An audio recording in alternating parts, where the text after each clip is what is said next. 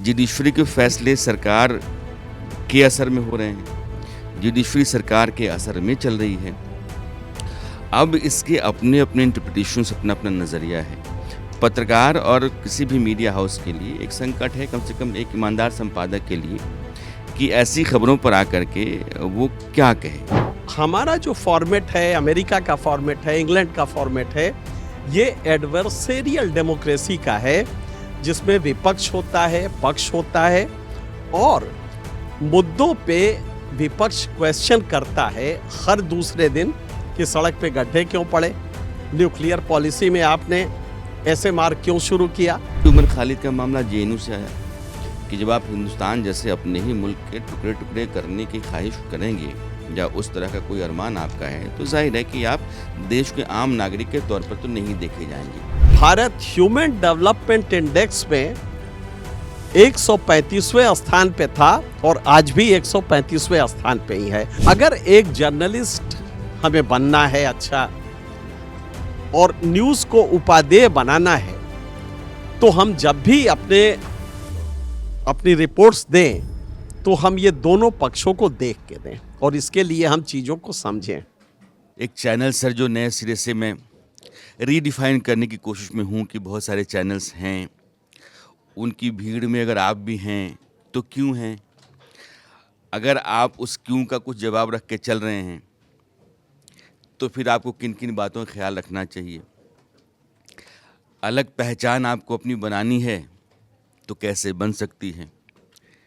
ख़तरे भी हैं, चैलेंजेस भी हैं, असंभावनाएं भी हैं। तो न्यूज़ इंडस्ट्री में सर अभी तक जो कुछ चलता रहा है उसको लेकर जितने भी सवाल हों, लेकिन जब भी बहुत सारे सवाल होते हैं, आपको बहुत गालियां दी जाती हैं, तब भी लगता है कि आप कहीं ना कहीं सार्थक तो हैं ही, कुछ ना कुछ तो है आप में कि आपसे उम्मीद की जाती है। अब उम्मीद क्या है ताकि आप अपनी इन तमाम गालियों से परे जा कर के कुछ सराहना बटोर सकें और जो जिम्मेदारियां मीडिया को निभानी चाहिए और जिस लिहाज से उसको देखा जाता है वैसा कुछ वो कर सके। चूँकि आपका बहुत लंबा अनुभव है, आपको तो मैंने सुना है, मुझे लगता है कि जर्नलिस्ट को ऐसे ही होना चाहिए, उसकी न्यूट्रलिटी बनी रहनी चाहिए, उसकी ऑनेस्टी बनी रहनी चाहिए और समाज और देश के हक़ में उसकी आवाज़ बहुत गंभीरता से सुनी जाए, उसको लोगों की तरफ से उतना वज़न मिले, सराहना मिले, ये बड़ा ज़रूरी है। और पत्रकारिता मोटे तौर पर इसी को कहते हैं। अब वो चाहे जितनी तरह के चेहरों में है, ठीक है, लेकिन न्यूज़ इंडिया एक अपना चेहरा गढ़ना चाहता है, इसीलिए हमने सर को बुलाया आज कि इस गढ़ने में आपकी सलाह चाहिए, आपका अनुभव चाहिए और आगे जिधर हमको जाना है उस रास्ते पर कैसे चलना चाहिए, ये सलीका आप हमको बताएं। ये मानव स्वभाव होता है कि वो रन ऑफ द मिल जो एक प्रक्रिया चल रही है जिसमें हम भी दौड़ रहे हैं, जिसको अंग्रेजी में कहते हैं ऑल्सो रैन, इससे हट के एक स्वभाव होता है कि वो अपने को एक अलग अपना मकाम बनाए। मेरे ख्याल से न्यूज़ इंडिया की और आपकी भी शायद तलाश यही होगी। इस तलाश में संभव है कई बार हम गिर जाते हैं, कई बार हम पीछे छूट जाते हैं, लेकिन मानव स्वभाव है कि हम उसको छोड़ते नहीं हैं। आज फिर से एक बार अगर आप देखें तो न्यूज़ का रियल कैरेक्टर क्या है, हम क्यों हैं, राइजन डायटर इसको अंग्रेजी में कहते हैं, व्हाई डू वी एग्जिस्ट, हमारे अस्तित्व का कारण क्या है, हमें इसको पहचानना होगा। और जिस दिन हम ये समझ जाएंगे उस दिन हमारी न्यूज़ की डिलीवरी, न्यूज़ की क्वालिटी वो अलग हो जाएगी। हम भटक गए, इसमें कोई दो राय नहीं है। पहले तो हम इस पे विस्तृत एक चर्चा आप लोगों को से करना चाहेंगे। ये न्यूज़ क्यों होता है? डेमोक्रेसी में मीडिया साइन क्वा नन या अपरिहार्य क्यों होता है? डेमोक्रेसी 4 तत्वों से मूल रूप से बना हुआ है। मेजॉरिटी रूल, बहुमत का जो शासन होता है, recognition of minority rights, minority अधिकारों की पहचान, कॉन्स्टिट्यूशनल गवर्नमेंट, संवैधानिक सरकार होनी चाहिए, और आखिरी लेकिन सबसे इम्पॉर्टेंट, गवर्नेंस बाय डिस्कशन। आप कोई साइकिल का ठेका नहीं होता सरकार चलाना कि 5 साल के लिए हमने दे दिया, अब जैसे चाहो चलाओ। हम पार्लियामेंट इसीलिए बनाते हैं, पार्लियामेंट में अपोजिशन होता है, हम लोग का चेयर ठीक पार्लियामेंट में ट्रेजरी बेंच और अपोजिशन के ऊपर होता है, क्योंकि हम लोग वो रोल प्ले करते हैं कि वहाँ से वो खबरें निकालें। अब ये जो गवर्नेंस बाय डिस्कशन है, हम इसी के प्रोडक्ट हैं। We create a market place for competing ideas. हम एक कंपीटिंग आइडियाज़, आज मान लीजिए कि वेनेजुएला में कुछ हुआ है, वेनेजुएला में आखिर वो फैक्टर्स क्या हैं जिसकी वजह से ट्रंप ये कुछ कर रहे हैं, उसमें चाइना का रोल क्या है, रशिया का रोल क्या है, और क्या ट्रंप की ये हेजमनी कंटिन्यू कर पाएगी, और अगर करेगी, मान लीजिए कैरेबियन कंट्रीज़ में, तो कल आप ग्रीनलैंड में भी करने जा रहे हैं। तो हम जनता को दोनों तरफ के तथ्य दे देते हैं और फिर ये उसके ऊपर छोड़ देते हैं कि वो डिसाइड करे। हाँ, एक काम और करते हैं, उसकी तर्क शक्ति भी बढ़ाते हैं। इसीलिए स्टूडियो डिस्कशंस जो होने चाहिए, उसमें हमारा रोल एक न्यूट्रल मार्केट प्लेस तैयार करने का है, जिसमें कॉन्ट्रेरियन व्यूज़ देते हैं, दोनों पक्ष देते हैं, और फिर जनता को छोड़ देते हैं कि सवेरे जब चाय की दुकान पे जाओ तो तुम पूरी तरह वाकिफ़ हो उन सारे फैक्ट्स से जो कि तुम्हें जानने चाहिए।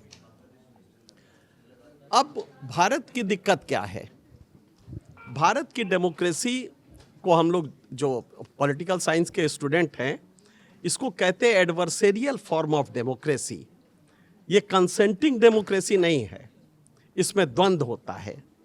अपोजिशन अपना स्पेस क्रिएट करता है, ट्रेजरी बेंच या रूलिंग पार्टी अपना करती है, बहुत सारी पॉलिटिकल पार्टीज़ मिलके अपना अपना स्पेस क्रिएट करना चाहती हैं, और ये स्पेस क्रिएट करके वो वोट सीक करती हैं ताकि सत्ता में आए और जनता का अपने हिसाब से उद्धार करें। ये एडवर्सेरियल डेमोक्रेसी रूस की तरह नहीं होती, चीन की तरह नहीं होती, वो भी डेमोक्रेसी है। अरे बाकी तो छोड़िए, नॉर्थ कोरिया भी अपने को डेमोक्रेसी कहता है, नॉर्थ कोरिया का भी नाम डेमोक्रेसी ही है।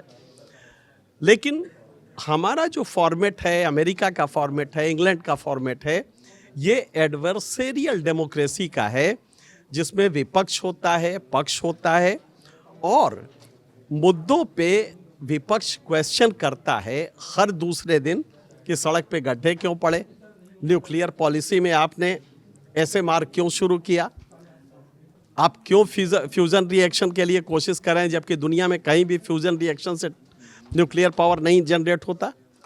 ये सारी चीज़ें जब हम अपोजिशन पूछता है, हमारा भी रोल दरअसल मूल रूप से नेगेटिव है।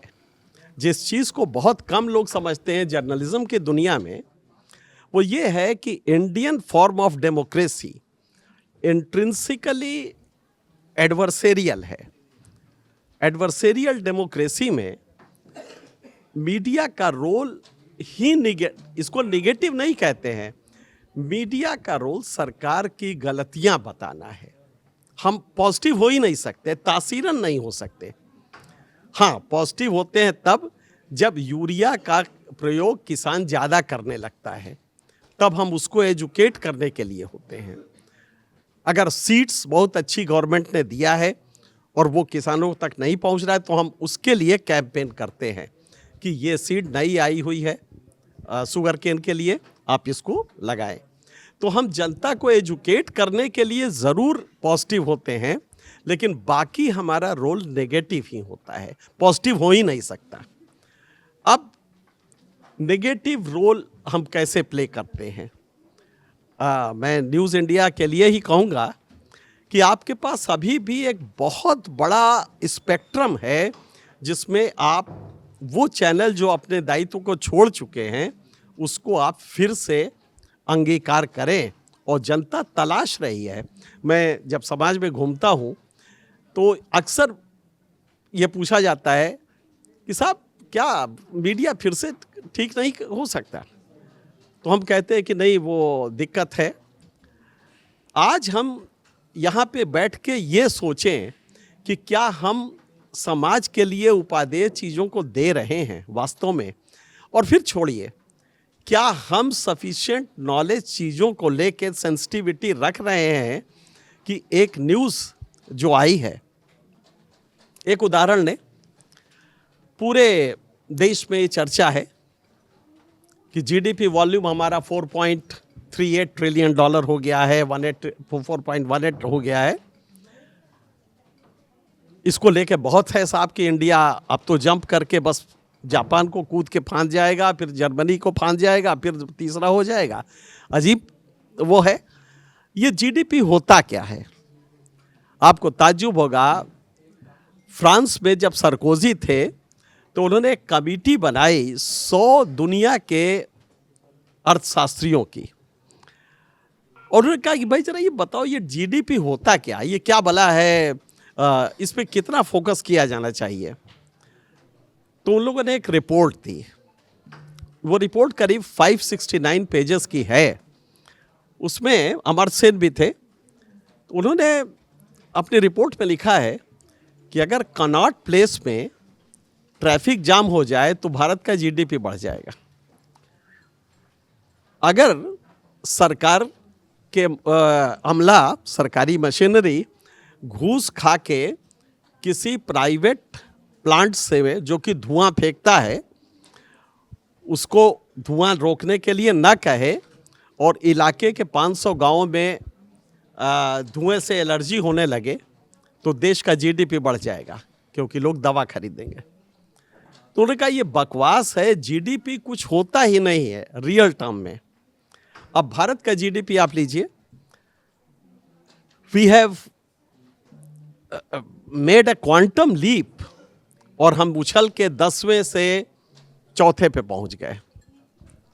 लेकिन आप ताज्जुब करेंगे, पिछले 32 साल से, अब तो बल्कि ज़्यादा हो गया, 91 से जीडीपी शुरू हुआ है। 1991 से आज तक भारत ह्यूमन डेवलपमेंट इंडेक्स में 135वें स्थान पे था, और आज भी 135वें स्थान पे ही है। दाएं बाएं 2-4 खाने होता है, 130 पे है इस समय। तो ये क्या है?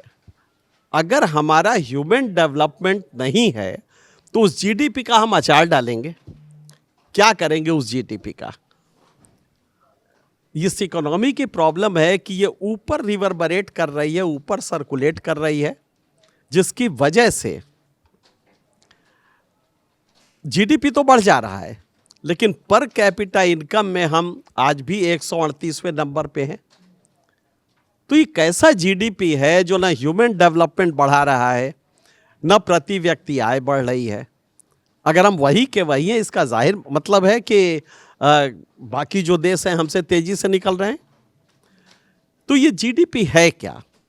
और सच बात ये है कि एक आप पेट्रोलियम इंडस्ट्री का कोई प्लांट लगा लें, रिफाइनरी का, तो उस वहाँ पे नौकरी तो एक नहीं मिलेगी क्योंकि वो हाईली टेक्निकल है, लेकिन जीडीपी देश का बढ़ जाएगा। तो हमारी जो इकोनॉमी है इसकी कमी ये है कि हमारी जीडीपी तो बढ़ रही है, लेकिन इसका कैस्केडिंग इफेक्ट नहीं है, ये नीचे नहीं जा रही है, कुछ लोगों में ही घूम रही है, वही उसके बेनिफिशियरी हो रहे हैं और वही उसके सब कुछ पा रहे हैं। तो अगर एक जर्नलिस्ट हमें बनना है अच्छा, और न्यूज़ को उपादेय बनाना है, तो हम जब भी अपनी रिपोर्ट्स दें तो हम ये दोनों पक्षों को देख के दें, और इसके लिए हम चीज़ों को समझें। तो हमें लगता है कि आज भी इश्यूज़ पे अगर न्यूज़ इंडिया ये कोशिश करे कि हम एक सम्यक व्यू देंगे, एक सम्यक कोशिश हमारी रहेगी कि हम दोनों पक्षों को दें। और दोनों पक्ष का क्या मतलब है? अगर एक इशू है, मान लीजिए कि भारत में आ रहा है कि साहब न्यूक्लियर प्लांट लगाएंगे, उन्होंने एक कानून भी नया लाया है न्यूक्लियर प्लांट को फैसिलिटेट कराने के लिए। अब आपके यहाँ कितने जर्नलिस्ट हैं, आपके इस डेस्क में कितने लोग हैं जो कि ये जानते हैं कि एनर्जी मिक्स में न्यूक्लियर जनरेशन का कितना रोल है, इसकी दिक्कतें क्या हैं। और तीसरा, न्यूक्लियर पावर प्लांट के बरक्स अगर हम फॉसिल फ्यूल पे जाते हैं तो उसके असरात क्या होंगे। और तीसरा कि अगर हम सोलर एनर्जी या पवन ऊर्जा पे जाते हैं तो उसके बेनिफिट्स क्या क्या होंगे। क्या हम लोगों ने इस पे जिस दिन पार्लियामेंट में ये पास हुआ, क्या हम लोगों ने पूरी चैतन्यता के साथ, और पूरे डेस्क को, ये पूरे न्यूज़ रूम का कैरेक्टर होना चाहिए कि जिस दिन वो लॉ पास हुआ है उस दिन न्यूज़ रूम में चर्चा इस बात पे होनी चाहिए थी और हर जर्नलिस्ट सतर्क होना चाहिए था कि हमारे एनर्जी मिक्स की प्रॉब्लम कहाँ है। एथेनॉल हमने लाए, एथेनॉल ब्लेंडिंग शुरू की, 20% एथेनॉल तक हम जाने को कह रहे हैं। क्या हम वास्तव में एथेनॉल इतना दे पाएंगे, और देंगे तो किससे देंगे। क्या हम इसको शुगर केन से लेंगे या हम इसको मक्के से लेंगे, देश में मक्के के प्रोडक्शन की क्या स्थिति है। तो बहुत सारी चीज़ें हैं जो उस दिन न्यूज़ रूम को, और ये अगर हम जनता को देते उसी दिन कि भारत ये न्यूक्लियर एनर्जी प्लांट की तरफ शिफ्ट करने के लिए नया कानून पास किया है, तो उसको देने के बाद हमें ये सारी चीज़ें जब जनता को देंगे तो कोई कारण नहीं है कि जो आईएएस एस्पिरेंट है, जो लड़का सिविल सर्विसेज दे रहा है, उससे लेके जो फादर देश अपने देश को लेके कंसर्न्ड है और अपने बच्चे को एक अच्छा नागरिक बनाना चाहता है, एक अच्छा नौकरशाह बनाना चाहता है, वो इसे नहीं देखेगा। मेरा अभी भी विश्वास है कि अगर हम इन चीज़ों को पूरी सम्यक भाव से लें और ये कोशिश करें कि जैसे ही एक ऑकेज़न आए बड़ा, तो हम उसके वो सारे डायमेंशंस दे दें, न्यूक्लियर साइंस को लेके हम पूरा बताएं, उसके अलावा फॉसिल फ्यूल को बताएं कि फॉसिल फ्यूल की दिक्कत क्या है, उसके अलावा पवन ऊर्जा का पर मेगावाट जनरेशन क्या है। अगर हम ये सब बता लेते हैं तो जनता अगले दिन हमसे इतना सेटिस्फाई रहेगी कि हमारा चैनल छोड़ के वो कहीं और नहीं जाएगी। और ये एक बड़ा वर्ग है जो भारत में तलाश रहा है, उसे मिल नहीं रहा है। तो मुझे लगता है कि आप लोग थोड़ा सा पढ़ने की आदत डालें, और अगर इसको डाल लेंगे तो आपको दैवी सुख मिलेगा, जो आध्यात्मिक सुख मिलेगा। जिस दिन एक आपके रिपोर्ट पे पहला जो सड़क पे आदमी मिल रहा है जो आपका परिचित है, भाई कल वो आपकी देखी थी, बड़ी अच्छी रिपोर्ट है, ये जो आध्यात्मिक सुख देगा, ये किसी भी, मुझे नहीं लगता कि कोई किसी भी पद्मश्री से आ सकता है जी। और आज की तारीख में पढ़ने लिखने के लिए आपके पास सूचनाएं इतनी आसानी से पहुंचती हैं कि बस ये है कि कहाँ पढ़ना है, कितना पढ़ना है, क्या नहीं पढ़ना है, यह अगर आप तय कर लेते हैं तो आप समय की बचत भी कर पाते हैं और अपने ज़रूरत का काम भी आप निकाल पाते हैं। एक बात सर जो आप कह रहे थे, किसी भी देश की जीडीपी जब बढ़ती है और ह्यूमन डेवलपमेंट इंडेक्स जिसको हम एसडीआई कहते हैं, यह नहीं बढ़ता, इसका मतलब यह है कि देश के संसाधन और पूंजी और आमदनी यह सब कुछ लोगों के हाथ में बढ़ता चला जा रहा है। ज़्यादातर लोग उससे वंचित हैं। इसीलिए भारत में 10% लोगों के पास 73-74% यहाँ की जायदाद है। ये आंकड़ा बार बार आता है। अब इनके सिंह साहब ने जो कहा उसको समझिए कि जीडीपी है, ये अगर लगातार बढ़ती चली जा रही है तो हमारे आपके रहन सहन की जो स्थितियाँ हैं, हमारा जो जीवन है, जो बुनियादी सहूलियतों सुविधाओं से भरा होना चाहिए, वो जीवन स्तर हमारा बेहतर हो रहा है क्या। अगर भारत 134वें पायदान के आसपास कहीं झूल रहा होता है और जीडीपी बढ़ रही होती है तो अपने आप में एक सवाल कर रही होती है। यही पत्रकारिता है आपकी कि आप कम से कम दोनों बातें रख पाएँ। एक संकट सर भी दिख रहा है और लंबे समय से दिख रहा है, ख़ास करके जो डेमोक्रेटिक इंस्टीट्यूशंस हैं, एग्जीक्यूटिव और जुडिशरी, सरकार मोटे तौर पर और न्यायपालिकाएँ। अब कई फैसले ऐसे होते हैं जिनको सरकार से जोड़ करके सरकार के खिलाफ शुरू हो जाते हैं। जैसे अभी शर्जील इमाम का मामला है या उमर खालिद का है। कोर्ट ने कहा कि समाज के ऊपर जो खतरा है और देश हित है, इससे बड़ा कोई भी आपका अधिकार नहीं हो सकता है। मौलिक अधिकार भी होता है कि भई आपको तुरंत न्याय मिलना चाहिए। इन दोनों को तो फ़िलहाल हम ज़मानत नहीं दे सकते हैं, बाकी 5 लोग तो ठीक हैं। अब मैंने कई जगहों पर देखा कि सरकार के खिलाफ भी चल रहा है। जुडिशरी के फैसले सरकार के असर में हो रहे हैं, जुडिशरी सरकार के असर में चल रही है। अब इसके अपने अपने इंटरप्रिटेशंस, अपना अपना नज़रिया है। पत्रकार और किसी भी मीडिया हाउस के लिए एक संकट है, कम से कम एक ईमानदार संपादक के लिए, कि ऐसी खबरों पर आकर के वो क्या कहे। जब आप ये कहते हैं कि सरकार ने ही इन 2 लोगों को, जबकि उनके अपने बयानात हैं और कोर्ट कहता है कि ये जितने भी सबूत इनके खिलाफ हैं, साक्ष्य हैं और इनकी जो पूरी भूमिका है, वो एक मजबूत कारण है इनको ज़मानत ना देने का। फिर वो सरकारों की तरफ उंगली चली जाती है। ये घटनाएं कई बार होती हैं, इसलिए मैं आपसे पूछना चाहता हूँ कि ये एक अजीब सा है कि वो जुडिशरी और गवर्नमेंट, इन दोनों का एक कॉकस है, इस तरह का परसेप्शन क्रिएट होता चला जा रहा है। देखिए, अगर किसी डेमोक्रेसी में सबसे बड़ा खतरा होता है तो वो होता है कि जनता का ट्रस्ट इंस्टीट्यूशंस में ख़त्म होने लगे। और सच है कि भारत में अब जुडिशियरी पे भी वो ट्रस्ट कम होने लगा है। लेकिन इसमें बड़ा अजीब सा है, तर्कशास्त्र में एक दोष कहा जाता है, सेलेक्टिव एप्रोप्रिएशन ऑफ फैक्ट्स। हमने एक तस्वुर बना रखा है कि शर्जील गलत है, तो जिन्होंने ये परसेप्शन बनाया है कि शर्जील गलत है क्योंकि पुलिस ने पकड़ लिया है और वो आतंकवाद वगैरह वगैरह यूएपीए में है, तो वो ये मानेंगे कि साहब कोर्ट अगर शर्जील को नहीं छोड़ रहा है तो ज़रूर वो है, सही कर रहा है।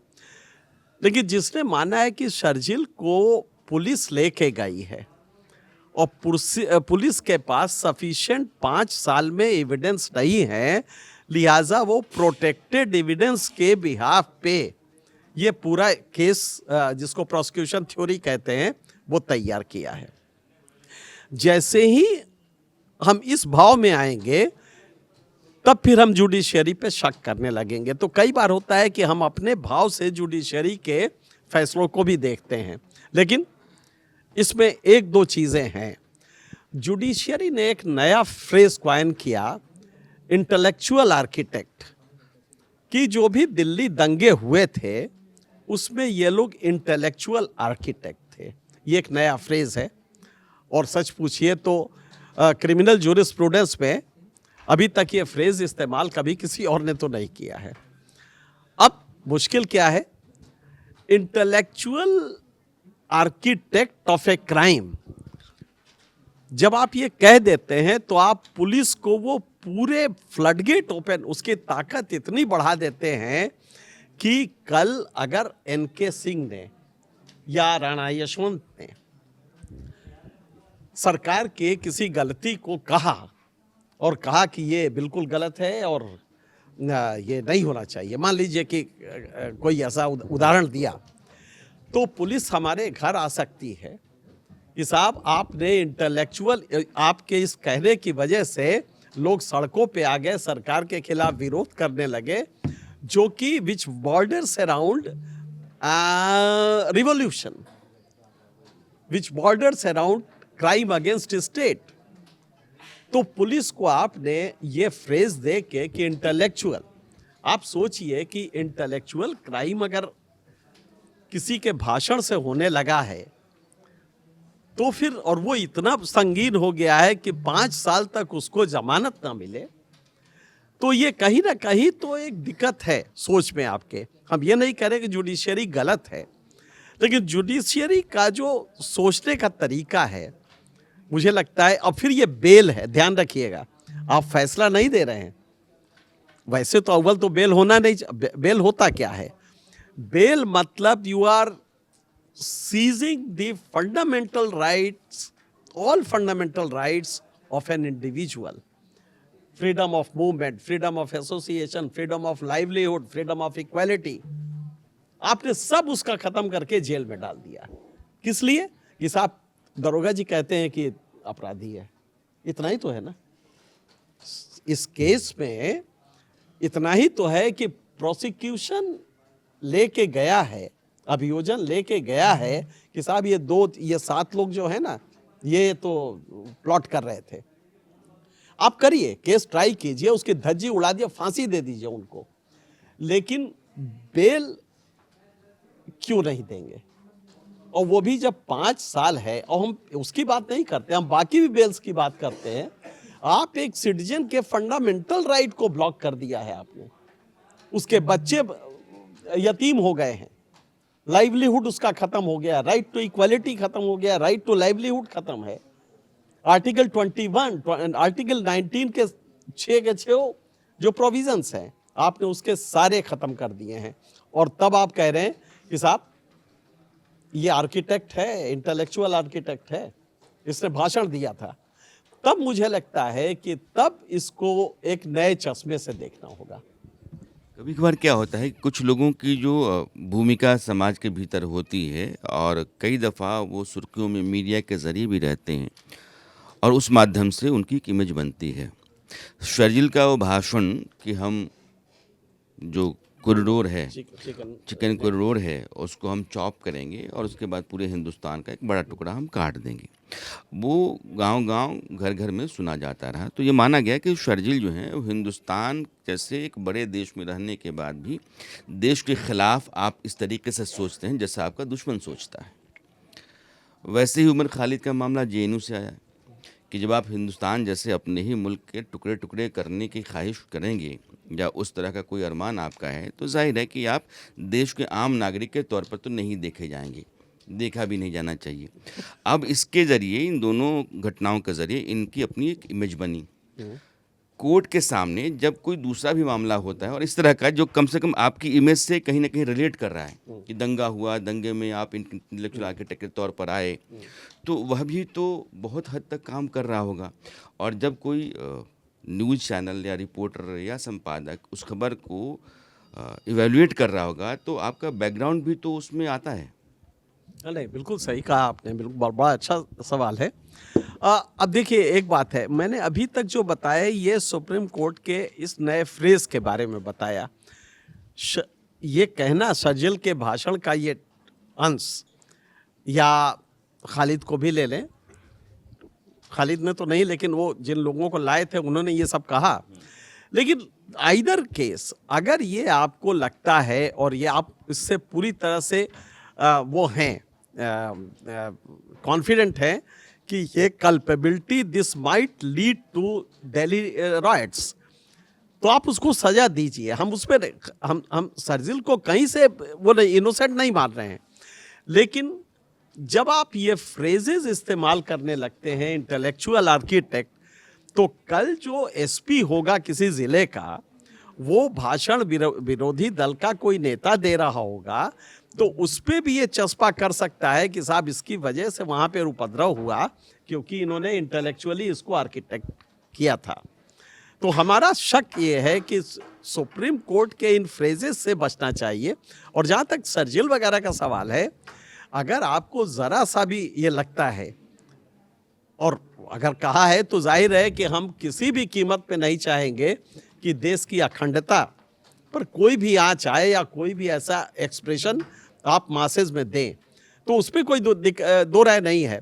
लेकिन तब ये है कि तब आप बाकी जिन लोगों को कर रहे हैं, जिनके घर पे बुलडोज़र चलवा रहे हैं, क्या वो सारे लोगों ने इसी तरह कहा है? तब स्टेट का कैरेक्टर आता है कि स्टेट का एक्चुअल कैरेक्टर क्या है।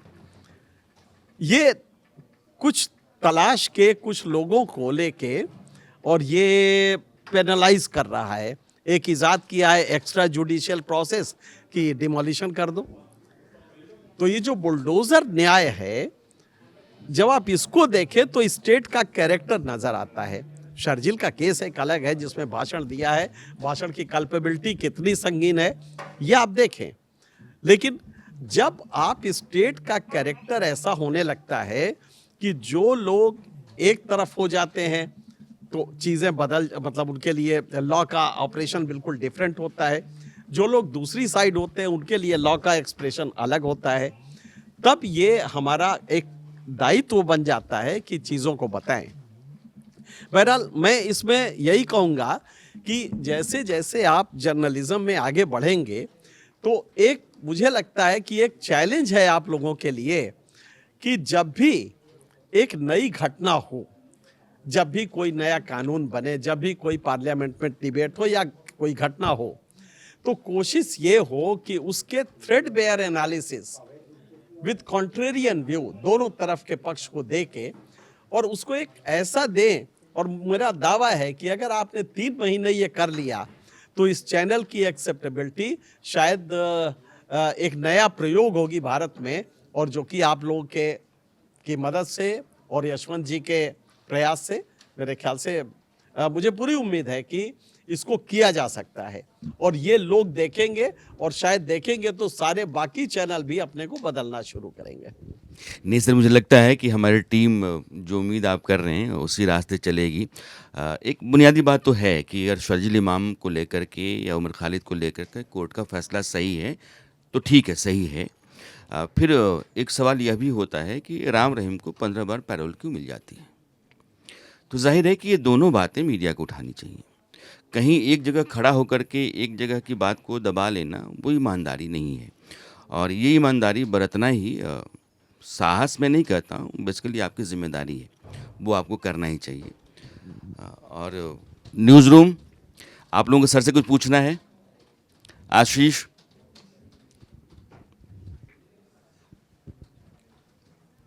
सर, मेरा सवाल ये है कि शर्जील इमाम की जो बात आ रही थी, तो न्याय जो एजेंसी से आपने बात की जो जांच कर रही हैं, विदेश से जब ये मामला आता है, जब न्यूयॉर्क के मेयर ये मामला उठाते हैं, तो मैसेज क्या जाता है सर? दुनिया में क्या मैसेज जाता है? एक पॉइंट। दूसरा, जो मुस्लिम ममालिक कंट्रीज़ हैं 60 से ज़्यादा हैं, प्रधानमंत्री नरेंद्र मोदी वहाँ जाते हैं, इतना सम्मान होता है, लेकिन जब ऐसी घटनाएं यहाँ होती हैं तो इनका मैसेज भी तो वहाँ जाता होगा सर। बीजेपी एक पार्टी है जो उस पर आरोप लगते हैं कि मुसलमानों के लिए काम नहीं करते हैं लोग, और कई नेता बीजेपी के कहते हैं कि ये हमको वोट नहीं देते तो हम इनके लिए काम क्यों करें। तो दुनिया में क्या मैसेज जा रहा है मुस्लिम कंट्रीज़ के लिए? हमारा व्यापार वहाँ से कैसे हो रहा है? तो ये मैं समझना चाहता हूँ पूरी सिचुएशन की एक कट्टर पार्टी की छवि जो बीजेपी की है, उससे वो कैसे सेटल करते हैं? तेल लेना हो या तमाम देशों तक व्यापार करना हो, कैसे वो मैनेज कैसे करते हैं? सरकार कैसे मैनेज करती है ये बात अपने नेताओं के बयानों के बाद? नहीं, देखिए, 2 अलग अलग चीज़ें हैं। ये पॉलिटिक्स में जो उनका आइडियोलॉजिकल कमिटमेंट है वो कंट्री में वोट के लिए है, या वो जो भी हो उसका उद्देश्य वोट, कोई भी पॉलिटिकल पार्टी अपने अस्तित्व के लिए है तो वोट के लिए ही है। लेकिन जो ट्रेड करते हैं वो बिल्कुल अलग, वो सरकार करती है या प्राइवेट लोग करते हैं। अब ट्रेड में ये बात बिल्कुल सही है कि आप अगर देखें तो हमारा ट्रेड कम क्यों है। आज ट्रेड वॉल्यूम का बैलेंस हमारा, जिसको हम बीओपी कहते हैं, बैलेंस ऑफ पेमेंट, हमारा क्यों इंपोर्ट ज़्यादा है, एक्सपोर्ट कम है? क्या वजह है कि हम इफरात गेहूं होते हुए, इफरात अनाज होते हुए आज हमारा प्रोडक्शन 265 मिलियन टन होने जा रहा है, माफ़ कीजिए 365 मिलियन टन होने जा रहा है। इफरात गेहूं है, इतना गेहूं है कि हमारे पास गोदाम नहीं है, फिर भी इंटरनेशनल मार्केट में हम खड़े क्यों नहीं हो पाते? वजह यह है कि हमारा cost of production international market में जाने लायक नहीं है। तो सरकार की कोशिश क्या होनी चाहिए कि आप इसके कॉस्ट ऑफ प्रोडक्शन के लिए अच्छी सीड्स, और ख़ास करके अभी रिसर्च हुआ है जिसमें कि आपने अभी तक देखा होगा, जैसे बीटी कॉटन है, ये आपका जेनेटिकली मॉडिफाइड है। अब हम लोग कोशिश करें जेनेटिकली एडिटेड सीड्स देने का। ये मॉडिफाई नहीं, इसमें बाहर के डीएनए नहीं लाते हैं, इसमें उसी सीड के डीएनए को एडिट करते हैं। तो एक नई साइंस है जो कि भारत में डेवलप हुई है। हमारे देश को बल्कि ये जानना चाहिए, एक अलग से मीटिंग होनी चाहिए एग्रीकल्चर सेक्टर को लेके कि हम जो जीन एडिटिंग कर रहे हैं, ये देश में कृषि के लिए क्रांति ला सकता है। अब अगर ये आ गया तो हम इंटरनेशनल मार्केट में अपना प्रोडक्ट भी बेच लेंगे। जहाँ तक इमेज का सवाल है, दो चीज़ें हैं। आज के मीडिया के दौर में आप चीज़ें छिपा नहीं सकते।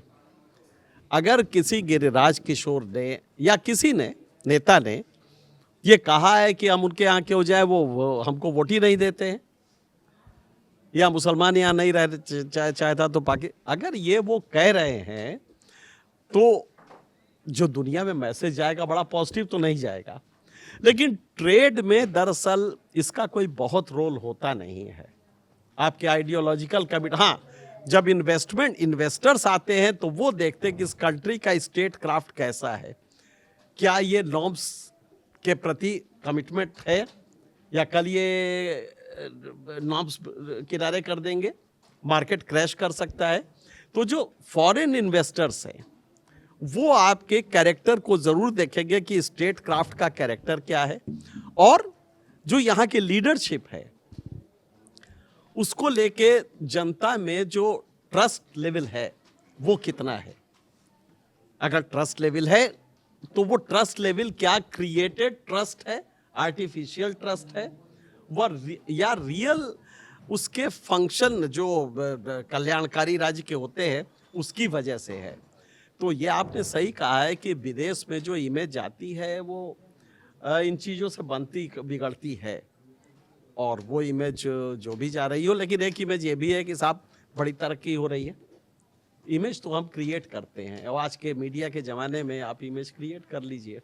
लेकिन हकीकत ये है कि ये कोई नहीं इनकार करेगा कि जिस देश का जीडीपी में चौथे नंबर पे जो देश हो, 10वें से क्वांटम जंप करके चौथे पे आ गया हो, वो एक स्थान भी ह्यूमन डेवलपमेंट इंडेक्स में ना हिला हो, वो एक स्थान भी पर कैपिटा जीडीपी में ना हिला हो, इसका मतलब है कि जो इकोनॉमी है आपकी वो ऊपर ऊपर घूम रही है। वो जो सामने आपके इस आपके चैनल के ऑफिस के सामने जो ठेले वाला खड़ा है उसकी आमदनी नहीं बढ़ी है, बढ़ी होगी तो किसी ऊपर वाले की बढ़ी होगी।